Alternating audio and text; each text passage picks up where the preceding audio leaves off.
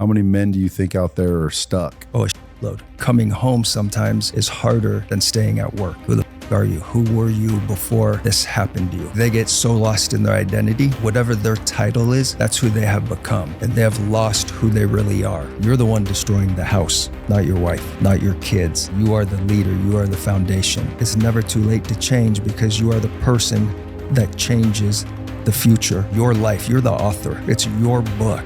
Why are you going to have to? You believe that the masculinity is diminishing in our youth today? 100%. What's the reason for that? There's a few things. What it is, Brad Lee back again with another episode of Dropping Bombs. Today in the studio, folks, as always, got a real treat for you. Greg Loomis in the house. What's happening? How are you? Now, is that Loomis Armored Cars Loomis? It is not. Damn. It is not. Wouldn't that be something? I wonder how much that company's worth.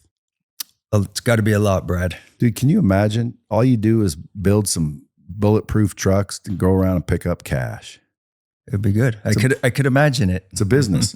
But folks, Greg is an entrepreneur, business owner. Dude's been in business, multiple companies, founder of Loomis Coaching, CEO of Luminart Concrete, and multi-business entrepreneur, former alcoholic. Yeah? I would say so, yeah. Who hit rock bottom. My team makes this. One time I read it and someone goes, "Where'd you get that?" And they Googled it and I'm like, oh shit, I wasn't supposed to say anything. Anyway, I like what you're doing now because now you're basically, well, you still do your businesses, but basically you found coaching. You're helping men reclaim their identity while running, multiple 7-figure ventures. And you got kind of a raw redemption story meets practical business execution. You guys can follow him at greg.loomis.8 and TikTok 08Loomy. Loomy? Yeah, you'll find him. Just Google him. And then obviously, if you guys want some concrete work done, Luminart Concrete or several other of his companies, I'm sure we'll talk about. But hey, welcome to the show. Thank you. Now, what is with this? Because like, how did you go from businessman to now coach? So with the concrete company, let me back up, Brad. So I lost partial mobility of the left side of my body for 3.5 years. Due to what? That is not 100% sure. It could have been a vaccine I was given when I was in the military. Never came through exactly why that happened. I was in UCSF out in California for 4 days. Basically ate through the nerves of the left side of my traps. Woke up in the middle of the night crying. Julie took me to the hospital. They told me I was dehydrated. Was I on steroids? Was I on anything like that? Nope. Had my water, books, food I ate, was in good shape. And went to the hospital. 2 days after that, drove to San Francisco to the hospital. What we had planned was a vacation in Mexico the day after I got out. And doctor said, stay here. You can't leave the country. You can't go anywhere. So we got out of the hospital. The next fucking morning, we jumped on the plane and went to Mexico and drank and drank and drank, and the pain never stopped. Came back home, went through that process and drank. What I didn't realize is I wasn't hurting me as much. I was hurting my wife. I was destroying that. Go through this, but leading up to that, we were trying to start a family and we were unsuccessful month after month, year after year. So then this happens, I lose the mobility. So every thought was in my head, you're a failure, you're a fucking loser, you're not going to amount to anything, you're not going to have anything. And I grew up around a group of individuals that were very loving. I had a lot of older cousins that were involved in drugs and dealing. And I was the little kid that watched all of this. So in my mind, I was always invincible. You're not going to fuck with me. You're not going to hurt me. Didn't really care for school. I thought I could make more than the teachers made.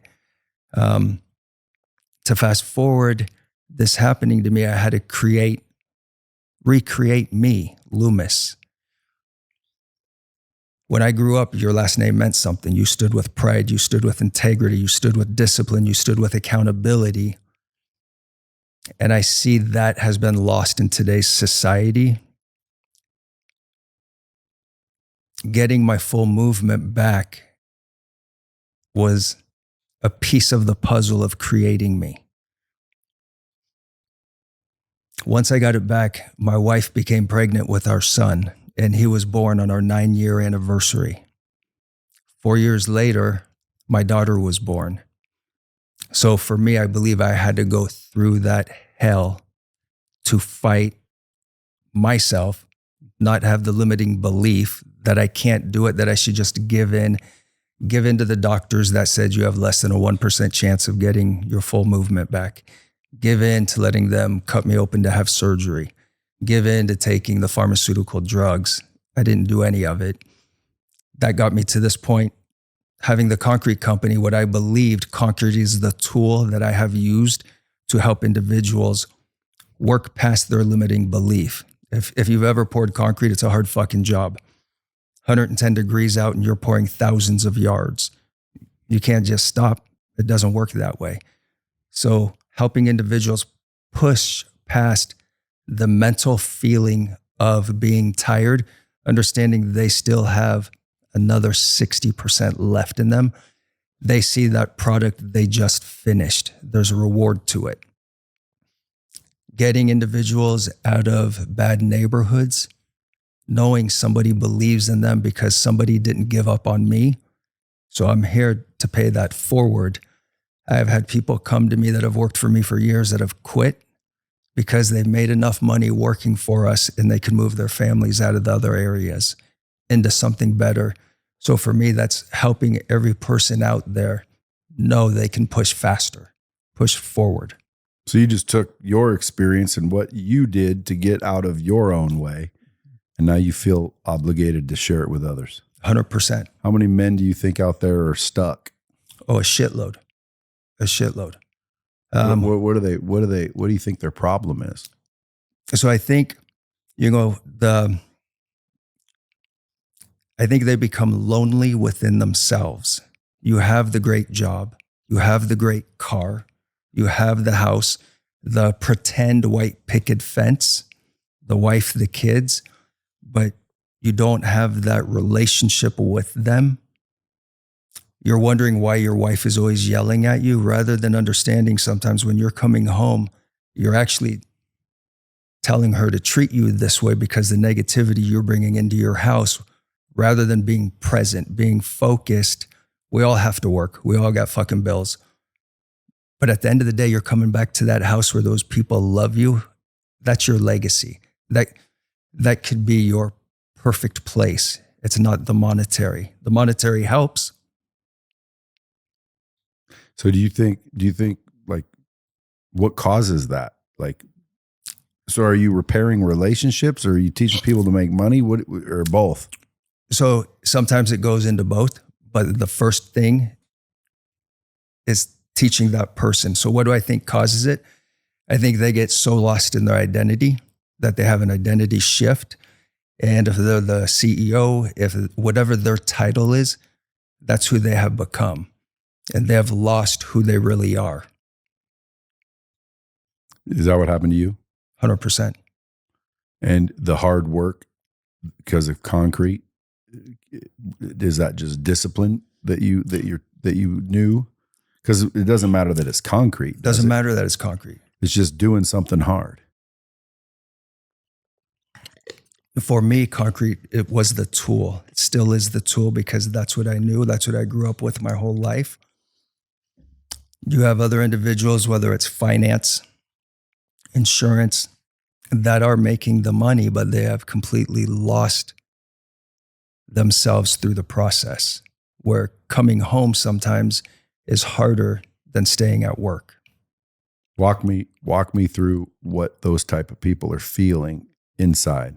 Lonely, regretful, not understanding how to get out of it, thinking they have built this empire. Why doesn't my family respect me? I'm giving them the clothes, the food, everything that they have. Could it be that they have an ungrateful family? So occasionally that happens because people do become ungrateful. But the number one thing I've seen is the same pattern tends to happen: the alcohol, the drugs, and they lose their identity through that process. So what do you do to get them back?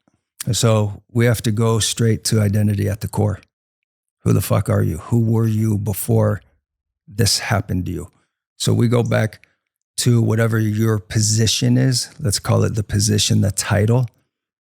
Go back to remind, who were you before that? Who were you before you started this? Why did you start it? Why did you pick this road for yourself? And what if they say, I don't know? So that always happens because as guys, we don't want to talk about our feelings. We don't want to talk about this. We want to say, look, we built this, this, this. Usually during that process, when they say, I don't know, there's a long pause and you start to see a tear come down. And they remember, fuck, I wasn't going to do this because I didn't want to be like my dad. So what we see is a lot of it goes back to their childhood where they got lost, still fighting through that. It seems that it's always something to do with people's childhood. You know what I mean? Their programming, what they learned as a child or what they didn't learn in some cases. But I usually figure it's based on what they chose to believe, even though it wasn't always the truth, but they chose to believe it and it shaped their identity. Even though that's what's out of alignment because it's not who they are. But when I hear conversations like this, I always think to myself, well, I wonder, how do you know when it's you? Like, how do you know? Is there a feeling? Are you happy? Like what changes? So I think the feeling is you're not happy. That's how you know you're not yourself. Yeah. I truly believe that you're not full inside. What if they're happy getting drunk every night? So then if somebody comes to me that is getting drunk doing this, I always go back to look what your kids are watching. Look what you're teaching them. We were at a party one night and somebody, hey, Loomis, it's great to see you. Da, da, da, you look great, blah, blah, blah, blah, blah. By the end of the night, this individual is completely fucking hammered. And that's when he wanted to have a conversation to tell me how he's telling his son about discipline, how he's telling his son this. And I said, but your son's going to see you come home tonight completely fucked up. And these two guys are carrying you out. My son and I, we're going to the gym at 5 a.m. because we don't say it, we live it. That makes a big difference, obviously. Huge difference. So, but still, you get these people that do nothing but, rationalize why they're doing what they're doing. I used to be the guy that would come home freaking drunk, unfortunately. But I grew up and fortunately. No, it was unfortunate in most cases. But eventually I grew up and I just, someone showed me a picture of me at a party and I said, dude, that's a bad picture. I look cross-eyed. He goes, you were. I said, what are you talking about? He goes, dude, you were literally walking around slurring your words and you were cross-eyed. And someone ended up showing me a video of me talking and I was slurring my words and I was cross-eyed. And I thought to myself, I'm not that dude. Right. I don't want to be that dude. That's for sure. Cause I was that dude and I just stopped drinking. Now I don't say I stopped drinking because if I want to, I'll have one. Right. It's not like, oh no, I don't drink. I can't drink. Oh, I can drink and I have drank and I might drink, but I don't. Like, 99.9% of the time, alcohol's, a pass for me. And it's not because I can't, it's because what's the point? What's the point? Yeah, it's poison for your body. The only reason you're doing it's to get drunk. At least that's the only reason I was doing it. Okay, so let's go back to the individual. Why are they doing it? So some to get drunk because it's fucking fun for people sometimes, but they also feel that's a way of either celebrating their success. Fuck you, I could have these drinks because I made this, I closed this deal. And sometimes it's just a way to release the pain where they feel free, not understanding the pain they're causing around them, not seeing it, not understanding it. And I go back to, be the example. If you talk the talk, you better walk the fucking walk. I've been with my wife for 35 years, married 25. I have 2 amazing children. Took you 10 years to marry her? Yeah, I'm a little slow, Brad. She's a little patient. Sometimes you need patience, Brad. You are the walking example, and I want to be the person that changes evolution in our family name. That's very important to me. It's very important for my son, my daughter, and my wife. Was your family all drunks or something? No, my family, awesome family. You're in the concrete business for generations. Let's see what else we can do. There's more out there in the world. You have an opportunity to do whatever you want. We've already done this, guys. We've done it. It's provided a great living. Life is good. What could the kids do now? Let's raise it up a notch. Let's keep raising it. Let's have the urgency to see how far we can go. You have 2 kids? 2 kids. 1 son and 1 daughter? Yes. And what do you hope they do? What do I hope they do? Yeah, like if you could pick what they do, what would it be? I wouldn't do that. I would have the conversation which we have, going through opportunities and choices they have that can help them throughout their life. It's not for me to tell them what to do. It's for me to give them the proper tools to understand the options they have and how to use them. Evan's 16 years old, started driving. So now we're giving him keys. This is what we told him. He's been driving for a while with us. We said, dude, these are keys to something that will kill you, will kill the people around you. That's reality. But not everybody wants to speak that way. You're going to go to parties, kids are going to be drinking. You have a choice. Part of that choice is you say no. Part of that choice, because you are fucking human, you might have a beer. That's reality. Like, we're not going to sit here and pretend mom and dad are perfect. We didn't do shit. They know everything I've done. Or our kids are perfect, because right. A lot of parents think their kids are perfect. They know better, and then sure enough, they don't. The deal is, though, fucking call us. We'll come and get you, no questions asked. The one rule, somebody throws up my fucking card, they got to clean it up. That's the rule. But you always call us, because this is your family. Kids are not perfect. Parents are not perfect.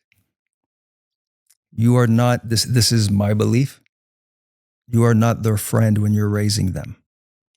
You might have opportunities throughout time as they're younger where you're friends. Like when we go to the gym and Evan could fucking outlift me now. It's pretty funny. It's pretty fun. We're buddies there. But when we step back out, that's my son. I'm his father. Coached him through sports. When I cross that white line, I'm coach. I'm not your dad. When we cross the line, I'm dad. There's no reason to sit in the car and beat up about this, that. I'll wait for him to communicate that to me, because he has to process as well. I've seen a lot of fathers ruin their kids in sports because they didn't make it. So now they feel they can push all of this on their son or daughter. I think sports is fucking important for kids to play, to understand life, winning, losing. Dads need to be a part of that. The family needs to be a part of that. Do you believe that the masculinity is diminishing in our youth today? 100%. What do you think that is the reason? What's the reason for that? So I think there's a few things. I think these kids are being taught to check a box and call it good, rather than being in a couple of fucking sports and losing and understand what it's like to lose. I think we need electronics. We need all of the technology, but we don't need an iPad to raise our fucking kids. Go ahead and get dirty with them. Go ahead and teach them things. Spend the time with them. A lot of kids aren't in sports right now because they have to have the A+, A+, A+, A+. A+ for me doesn't get you through life when you don't have any social skills, understanding of consequences, if you're going to be protecting your child every time so that they don't trip and fall, we're kind of the opposite. We want our kids to trip and fall. That's how they're going to learn. If I had Evan here on the show and asked him, is your dad strict? What would he tell me? So this is funny, Brad, because all of his buddies say, your dad's strict. Your dad's strict. And Evan says, he's not strict. He's disciplined. That's why I have so much freedom. So the two things I said earlier is kids need love and discipline. Do you think lack of discipline is another reason for lack of masculinity? Yes. Yes. So mothers bring love. Mothers bring the hug. There are a lot of moms that bring a lot of discipline as well. But a person, if you're in a marriage, husband and wife, it takes both of you. And sometimes dad needs to be the bad cop. That's the way it fucking works. Evan's buddies will come up and give me a hug because they understood it's not me being an asshole. It's that I fucking care about you. I care about what you guys are doing. The masculinity for the young kids, I'm going to go back. Somebody didn't give up on me. And I can't give up on these men that should be helping raise these young men. So your coaching program is really to kind of restore the family values. Yeah. Is it biblical based at all? So I'm going to say no. It's, I do my gratitude, my prayers every morning. Definitely believe there's a higher power. The end of the day, there's just the four of us. Dinner is at this time. My wife is Italian, comes from a great Italian family. Boyfriends can come over for dinner, but Nonna had to go the day before. So when I went to dinner there, I thought this shit was weird. What's the high and low of your day? I'm like, the fuck are these people talking about? As I got older, as I had my kids, I saw how that glue holds the family together. We have our dinners. Dinner schedule changes. The kids are in activities. But at the end of the night, it's the four of us. In the morning before they walk out, it's the four of us. Boy, isn't that special? I wish mine would do that. Mine's sleeping when I leave. I only get the evening times. But, again, we homeschool and she stays up late and handles a bunch of things and deals with them. So and I stay up late too, but like breakfast, there's no morning breakfast for us. And like I said, 9 times out of 10, I get home 6 or 7. They've already eaten. Right. Now, if I put my foot down and said, hey, we're eating together as a family, do not eat until I get home. She would, and they would. But I've never done that. Do you think it would be important for me to do that? What are some things that you think I could do to kind of strengthen the family bond and values? So I wouldn't say that you would walk in like a caveman and say this, but maybe pick 2 or 3 nights a week that you guys can do it. Because in your no iPhones, no fucking iPhones. Yeah, because right now I'll sit down at dinner with them because we eat dinner a lot actually. And they're all on their iPhones, including me. Yeah. I got shit to do, man. But that goes back to masculinity.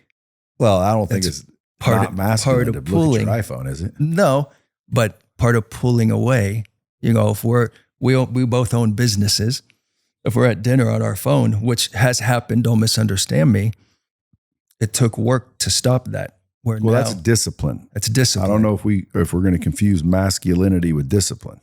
Okay, we'll stay on this side. So to answer your question, yeah, your family dinners are important.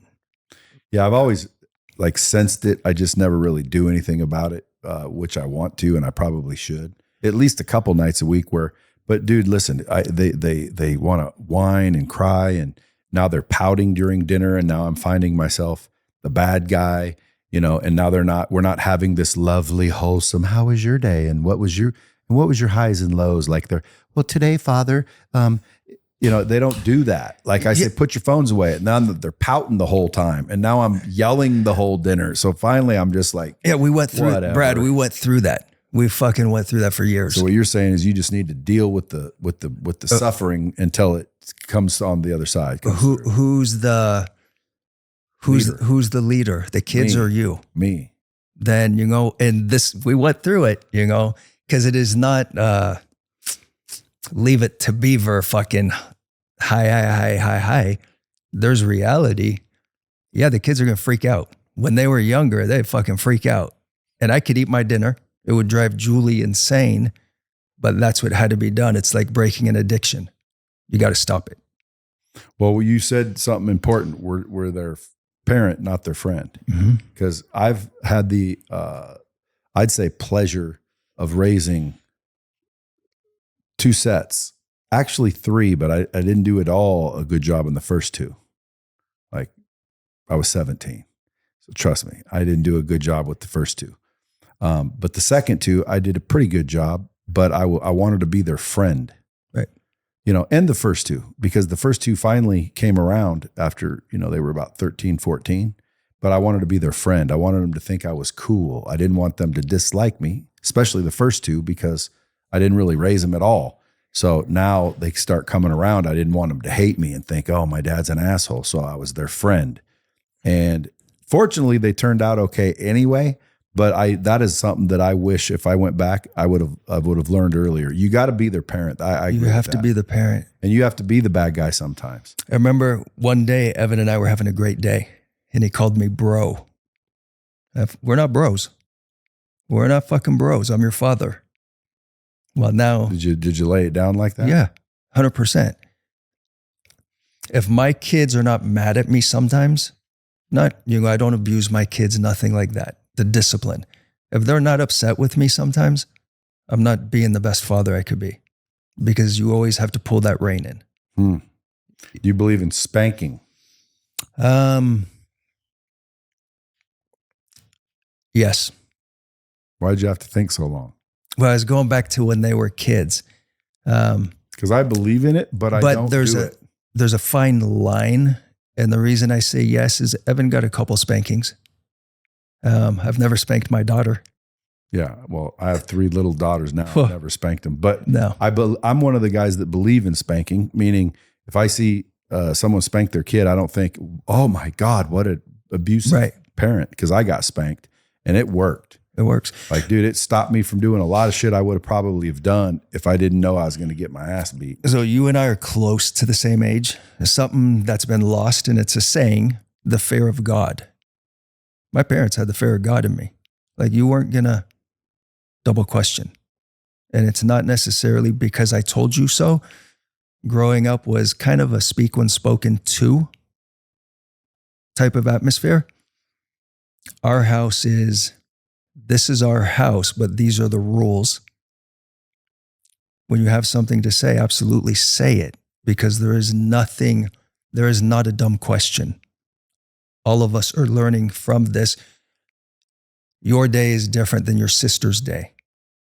Your sister's day is different than my day, than mom's day. Parents also think kids don't have stress. I believe kids do. Their job is what they're doing at school, which is why sports are so important, to get that out, allow that dopamine to come through, understand highs, lows, wins, losses. Parents have the same thing with business deals, with going to work, with dealing with employees. Put it all together. That foundation at home could be solid. What about sleeping in your bed? No. Business owners, listen up. If your business needs more money, and it will, banks aren't built to move quick. They'll make you fill out a ton of paperwork, wait for a decision, and by that time, the opportunity has passed you by. So if you want bank rates without bank delays, you need to check out Cardiff. Cardiff's been helping businesses get same-day funding for over 20 years. We're talking up to $500,000 approved and funded, quicker and easier than the big banks. You can apply online in under 2 minutes and get funded as fast as the same day. So whether you need quick money to bridge a gap, do more marketing, get some equipment, or even hire more people, I'm telling you, Apply today at cardiff.co. Stop letting slow money cost you opportunities that move fast. There's no impact on your personal credit, so go to cardiff.co and apply. Subject to approval, terms and rates vary. Cardiff. Borrow better.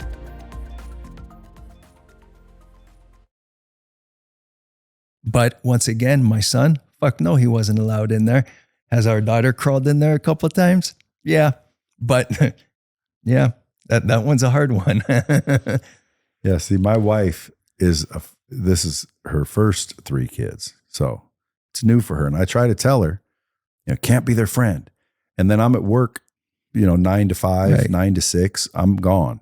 So like when I get back, I don't want to be the asshole because now dad's the one that comes in, yells and screams. Then we go to bed. Then he's gone in the morning. And then he comes home, yells and screams. So I tell her, look, I'll be the one that yells and screams if I have to, but you have to back it up. But I'll be like, nope, you can't have your iPhone. And then I'll go to work. I come back, they're on their iPhone. Mom gave it to us. I'm like, babe. She's like, Brad. She's like, Brad, you're not here listening to them whine all day. Right. So what do you say to weak parents that allow their kids whining to cause them to cave? What's the result of this? So there's 2 things. The 2 parents need to be on the same page with the communication and understand that whining is going to happen. The third thing is once those children start getting older, that fucking problem's getting worse. You're going to be handing everything over to them just to shut them up because you've trained them kind of like Pavlov's law. They hear the bell and the dog goes knowing there's food. So they're actually training the parents instead of the parents having control of what's going on. Once again, my son, he would cry as a baby and I would tell Julie, let him cry. Let him cry. He's getting exercise in his lungs, throat, everything. Let him cry.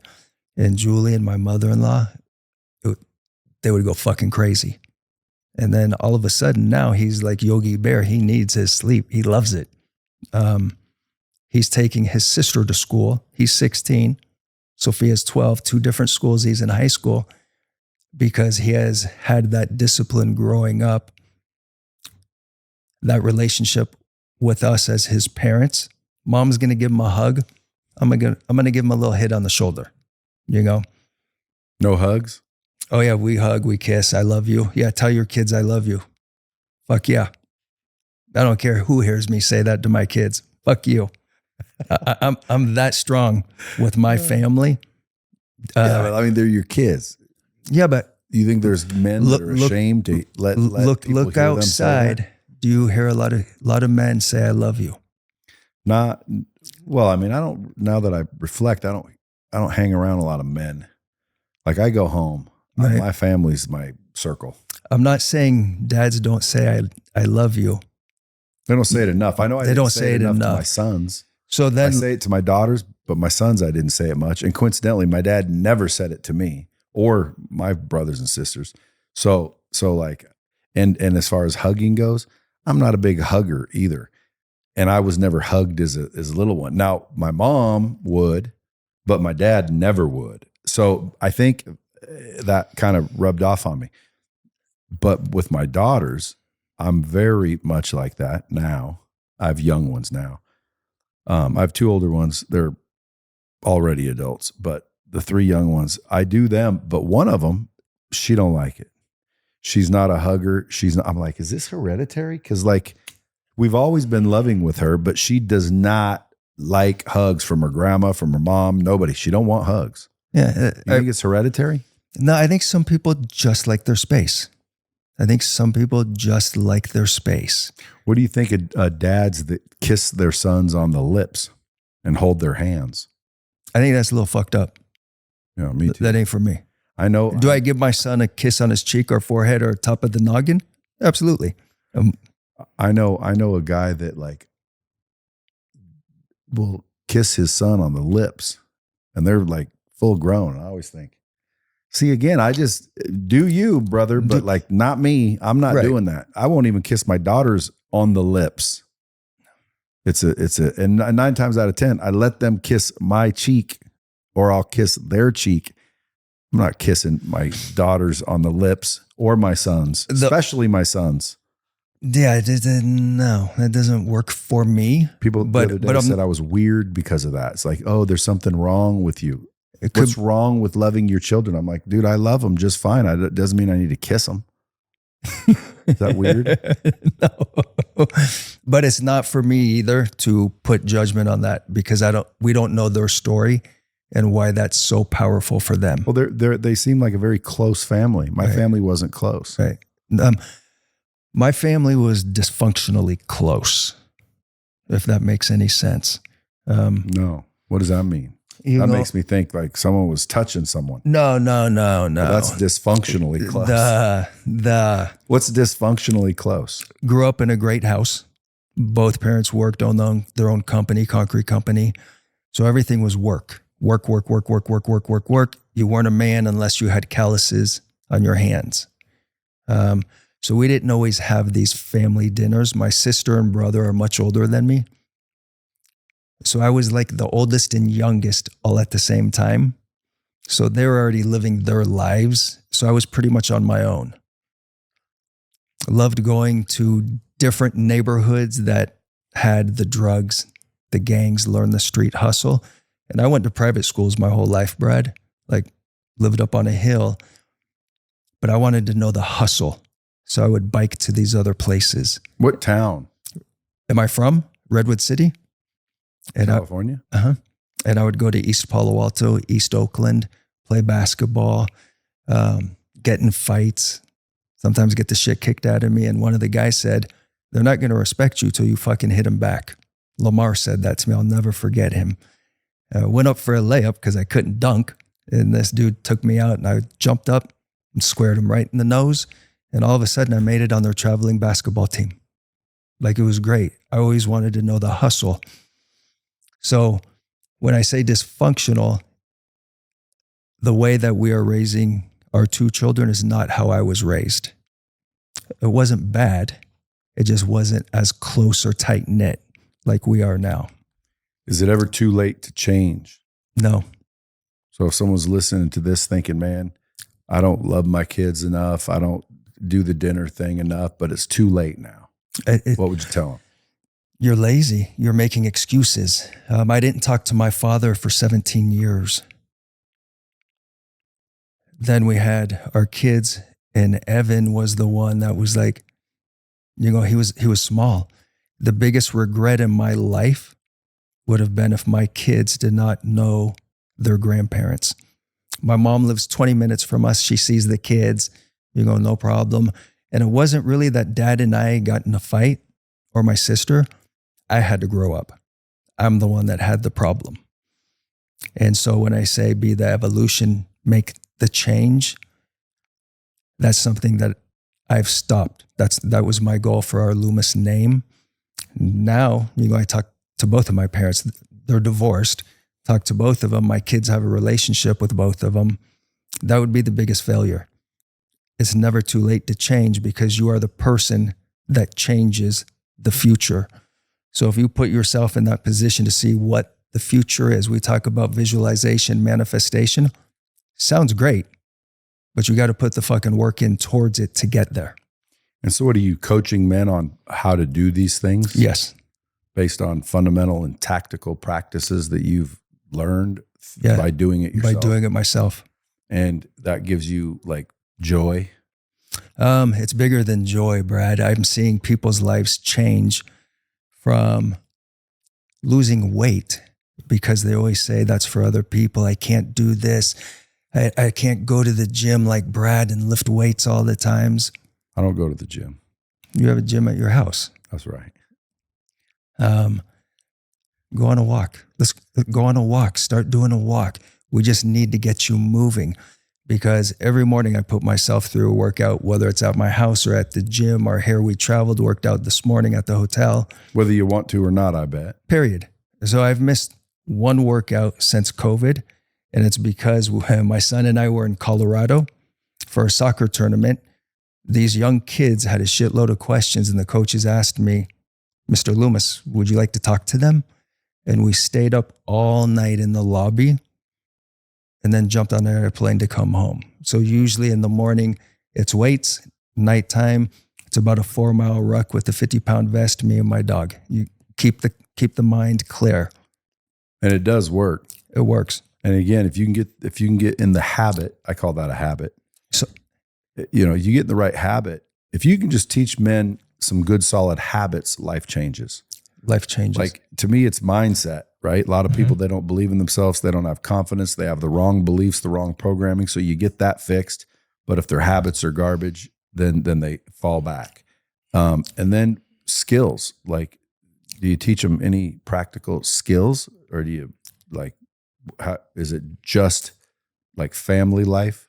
No, so there's skills. So when you have your discipline, your integrity, and your accountability, your discipline becomes your habits. Your habits with the consistency. You got to have the consistency.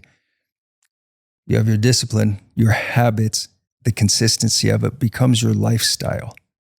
So rather than thinking, you're making this huge transformation, which you are, but it's not going to happen overnight. There is no magic fucking pill. If you were to tell me you have a magic pill to make all my hair grow back, so many guys would take it. That's not how life works. You have to put the work into it. As you're putting that work into it, you are getting the skills to make it a habit because of the consistency. The biggest thing you're going to see is the way people around you notice that you've changed. But you have to be willing to change. You have to be willing to listen to some of the naysayers that say you can't do this. When I was younger, I wanted the Schwinn. Do you remember the Schwinn orange bikes with the banana seats in the 70s? I wanted one, and I was 6 years old. And my dad came home, and I asked, can we go down to El Camino and buy the Schwinn? And he looked at me. My brother and sister looked at me like, oh, fuck. And we walked to the front door, and I thought I was getting it. And he opened up the screen door, and he said, you can have anything you want. It's right out there. And he shut the door and went back and ate dinner. Another question was, why do people have this? And it was told to me, that's for other people. I don't believe in that. That's not for other people. It's for what you are willing to work for and sacrifice, and you're going to grind and you're going to put in work. Don't lose yourself during it, because the more that you can put out there, you're going to get twice as much back. Are you finding that the coaching is more rewarding than the building of the businesses? So they fall hand in hand. It's very rewarding to me because I'm able to help businesses at the same time. As you know, going up and down, sometimes the owners are stuck in a box and can't see outside of the box because we're trying to solve fires, today's fires, to get through everything. So it's a double reward for me, Brad.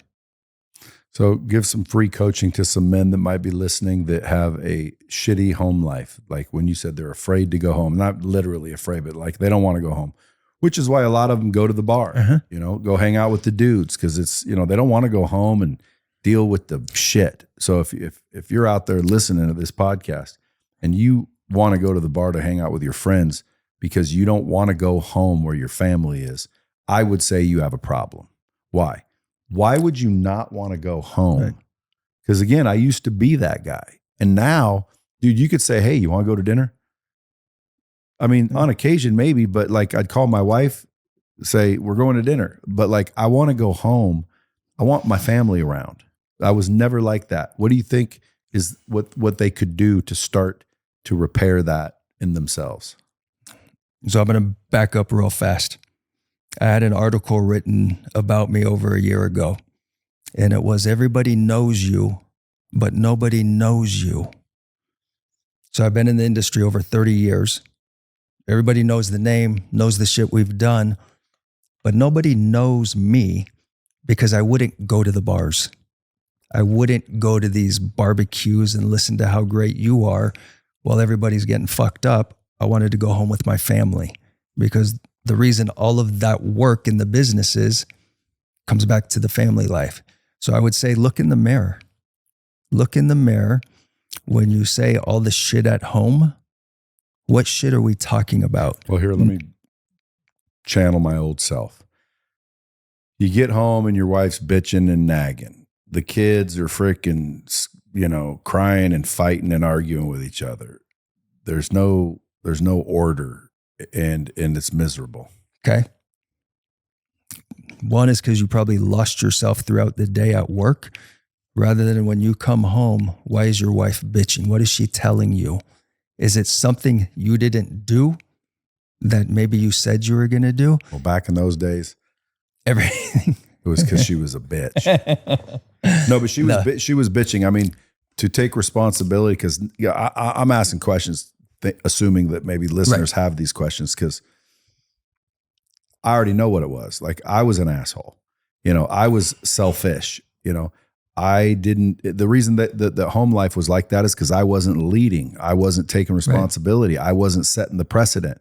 I wasn't giving what was necessary. It was my fault at the end of the day.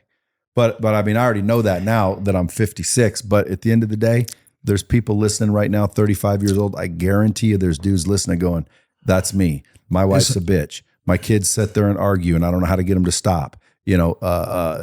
All these problems, but what they don't realize is they're the leader. Have you ever read the book Extreme Leadership? Yeah, Jocko Willink. Yeah. He was here one day and I was arguing with him.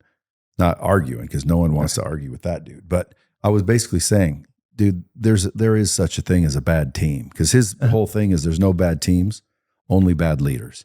There's bad teams. And I'm like, no, he says there's no bad teams. Okay. Period. And I was like, Jocko, I got one. I know for a fact there is. And by the time I read his book, I realized what he meant is because if you have a bad team, who's the leader that's allowing the bad team? Correct. And it was like, oh shit, that's me. Right. So I'm the bad leader in reality. There's no bad teams. There's only bad leaders, because if there's a bad team, you have a bad leader. Right. So if you got problems at home, folks, it's because of you. So what can they do though? Okay. You've met my wife. She's an angel. You're a fucking sweetheart. Imagine coming home and she's pissed at me. And here in my head, I'm thinking, I'm working, we're doing all this, we're employing all these people, we've done this, done that, da-da-da-da-da-da-da. But I never listened.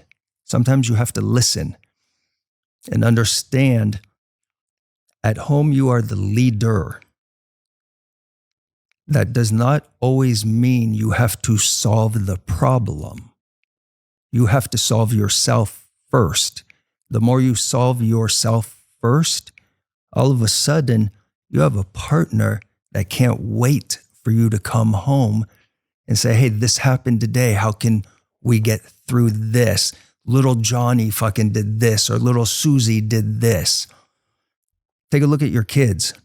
If you're walking in feeling that way, imagine how horrified your kids are. Is that it might not be an abusive house, but if you're walking in feeling that way, your kids are feeling that way when you come home as well. Like, shit, what's dad gonna say this time? Mom is worried, what's dad gonna say this time? So I would say go back to your younger self when you walked into the house as a kid to where you are presently right now, and take a look out a few years and see what you want that to be like. So going through my mobility issues, going through with the kids, I said it, visualization, manifestation, but I had to put myself in that situation before it actually happened. I had to make myself be that father before we even had kids. How do you fix the young men not being raised young men? What can we do to start making our sons a little more masculine? So obviously, I mean, step one is fathers need to step up. They need to step up, period. I think it would be great. You see these men's groups, this, that. How can we do that for these young boys? How can we do something like that? But now you have to get them away from what they have been born into, a society that social media, iPhones, electronics, that is their life, where they think they're missing out. They have FOMO because, Brad's over here and Johnny's over here. All these kids need to get together, but I'm always going to go back to the foundation, Brad. It starts at home. Well, I agree. What happens if your 8-year-old son likes to play with dolls? Who gives a shit? That's okay. Is your son happy? That's It's okay, up though. to you. Is that okay? So I played with dolls because we caught them on fire. We shot them, you know. Well, that's different. That's You didn't clarify. You just said played with dolls. you know, like a little 8-9-year-old boy that plays with dolls. Like if I went home and my son was playing with dolls, if they were destroying them, I'd say give your sister back her dolls and quit messing up her dolls. Which we have. But like feminine type behavior in boys, like should you stop it? Should you encourage it? What should you do? Well, I think at 8 years old, a young boy or young girl, they don't know who the fuck they are yet. So It's up to the parents to keep guiding where they're going. would I be wrong if I were to say, if I walked in and my little boy was playing with dolls once, I don't care. Twice, 3 times, but all of a sudden he's very doll friendly and likes dolls, I'd snatch him up and bring him to the park and give him some boxing gloves, and I'd start playing football, and I'd start like going to do man shit with him. So then we're going back to why sports is so fucking important. But Starting again, at there's a people that young would be like, age. Brad, you're supposed to encourage. You're not supposed to like frame them. And I disagree. I disagree. I think Yeah. you're supposed to shape and guide and Right. lead your kids to become contributing parts of society. Now, again, someone says, well, what if you found out your son was gay? I'm like, listen, I'll still love my son if he ends up gay. I'm not going Right. to encourage him to be gay. Why? Well, it's not because of any other reason other than because society won't give him as many opportunities technically. And there's I don't know the word. It's not racism. It's Right. you know, in other words, he'll get shit for it. I don't want him to get shit. Right. I want him to be accepted. I want him to be all that. But then again, some people, you can't help it. So again, like I don't care if my son just called me and said, Dad, I'm gay. So I'd say good. Well, I wouldn't say good for you. I'd say right on. Like I wouldn't throw my son out because he's gay. And by the way, a lot of parents will and have. Yes. Now again, I don't agree with Yes. those. I don't agree with that. Why? Because that's your son, bro. Right. Just because he's gay doesn't mean anything bad other than, he's gay. But again, I mean, but no manly man wants his son to be gay is what Right. I'm saying. right. So like, I'm a manly man. I was raised by, mill workers and lumberjacks and like blue collar. Like, dude, there was no playing with dolls. I don't remember if I played with them, but if I did, my dad would yank them out of my hand or my uncle would. I'm supposed to be fighting. Right. I'm supposed to be playing cops and robbers. I'm not supposed to be playing with dolls. That's girl shit. And then the girls, they could play with dolls, but they're not allowed to fix the cars. See what I'm saying? But I think I hear you, but I'm going to go back. So well, the question is like, is that what's wrong with today? Is you don't have those manly men around that are separating and driving people to the direction they belong? yeah, I totally believe so. Like So traditional values. traditional. is So some missing. people can say old school, this, that. Okay, old school, whatever. I'll be 54. We live in a different time, different society. Sometimes that's just a fucking excuse. That is how I hear it from people. Oh my God, I'd have to get up so early. But yeah, when you do that, you're building a bond with your son or your daughter. We're going to the gym at 5 a.m. We're lifting. Occasionally his sister comes with us. He's in sports right now, so we don't have that. We have it afterwards. How old's your son? 16. What do you do if you went home and found out his girlfriend's pregnant? We do talk. Do you high five him? No, we talk. We talk. Mom's not high fiving him. We talk. We communicate. Because none of us are perfect. We can have the sex talk as many times as possible. Have you ever had that? Oh yeah, it was great. So See, I don't know what I'm going to do because I have 3 daughters. Do we let the mom do it? it's so with Evan, Okay. Julie and I talked. I said, we're going to do it this way, that way. Him and I were leaving the fucking gym, Brad. The gym's important. Whether it's, a jiu-jitsu studio, Muay Thai, lifting weights, you're building right there. You're building yourself and you're building that relationship with your kids. And we're leaving the gym and Evan was just in a great mood. Everything was mellow. I said, all right, bro, now we're bros because we had to change the tone. Let's talk about sex. And we sat in the parking lot and we talked and talked and talked. Came home. Julie's like, sweetheart, are we going to? And we did. She's like, you guys went to the gym. You guys are weird. Boys are weird because Julie was raised in a house full of girls.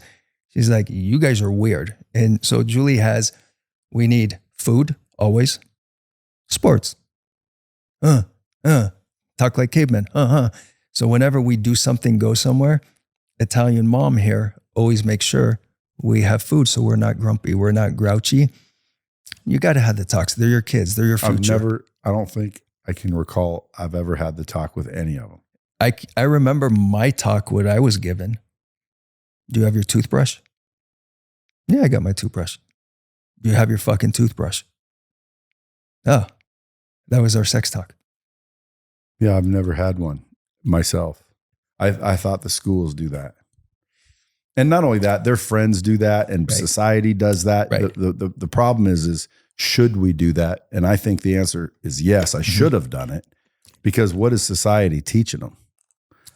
If I could go back, I'd change a lot about being a parent. And the main thing I would change would be I wouldn't be their friend and try to make them like me and think I was cool. I would abandon that need, that immature need, and I would be their parent and teach them, ethics, integrity.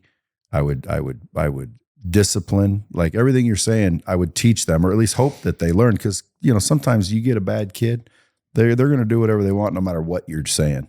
Matter of fact, if you're too strict, a lot of times that'll blow them out the other way. 100%. There's like a fine balance, and it's hard to find because you never know. Every kid has their own personality. Even my 3 little ones. Arya doesn't like hugs. Kendall loves them. Chloe loves them. So now every time I get home, Kendall and Chloe come running up and hug, and then Chloe, she's only 3. She yells for Arya because when Arya sees us hugging, she comes and tries to break us apart. The jealousy. She's like, gross. No, she says, gross. This is gross. So it's like they all have their own personalities. How do you deal with that? So it goes back to being the team. So what you bring home, when you walk through that door, you're bringing that environment with you. You're actually teaching them what tricks they can pull on you guys, because maybe the consistency of standing up and being the leader hasn't happened every single time because they are whining or crying, and you're just like, fuck it, give them their phone. What's your success rate so far with your coaching? Like, do you have tons of people that say, man, holy shit, you changed my life? So I do. I've had a few say you have completely changed shit for me, as well as losing weight, helping me with business. There's always going to be somebody that doesn't want to be that bad person at home. That would be me. And I'm going to say you fucking have to, because you're the one that is building that legacy for the future.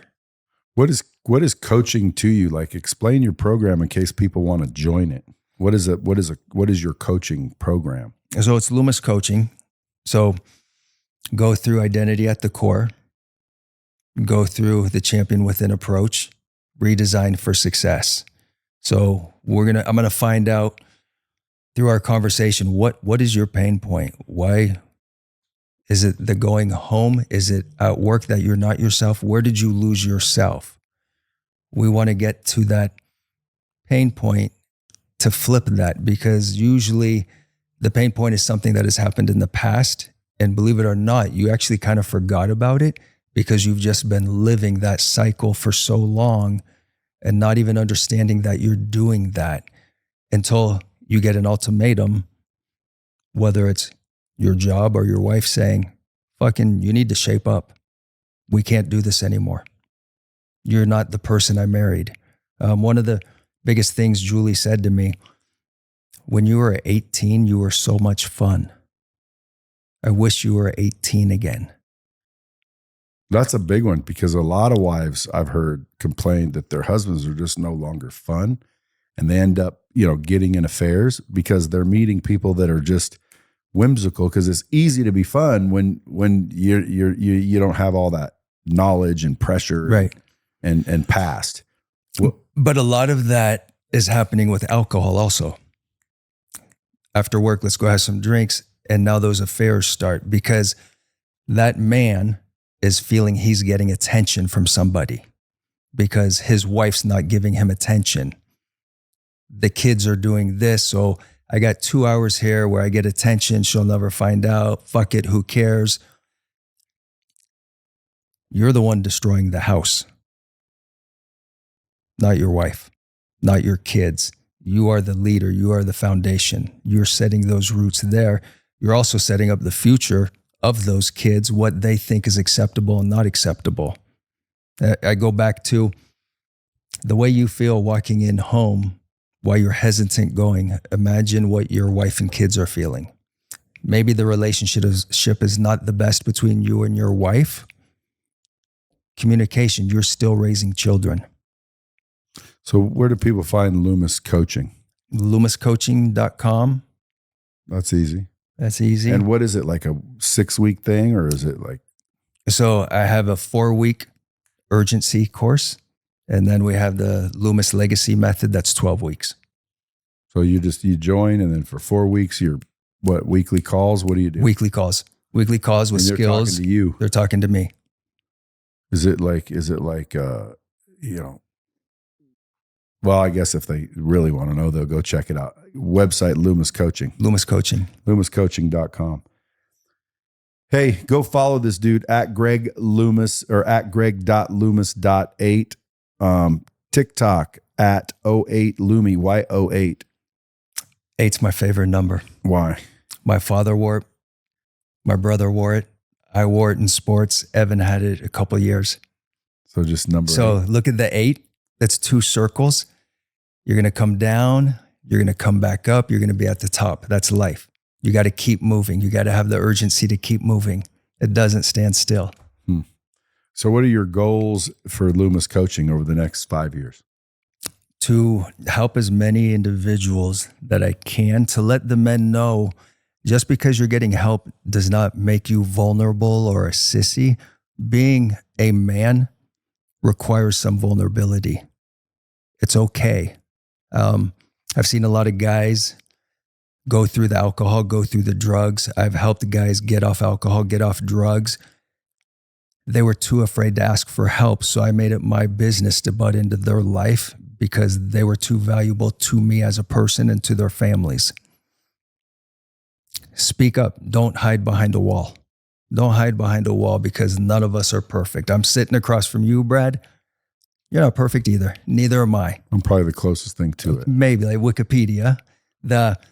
Nobody is perfect. There is no white picket fence. So go ahead, get the help. Ask for help. That's one of the things I also preach. For help. Because guys, for some reason, do not want to ask for help. No. So they feel weak doing that. So a leader asks for help. A leader will continuously lead, talk to the team. When I say team, family or business, but they're going to ask opinions. They're going to ask different advices from people. So now we're talking about your life. You're the author. It's your book. Why are you going to half-ass it? Yeah. Speaking of help, how can the Bomb Squad, the audience, help you? So I've listened to this for a long time. I know there's a lot of guys out there that wear a mask of how tough we are, which we are. I'm going to go back to Evan. I want him to know how to hold open a door, but I also want him to know how to rip your head off in time of need. That's okay. That's going to happen sometimes in life. So, Bomb Squad, help me get the name out there. I know you ask some of my brothers, we all need help. I'm here.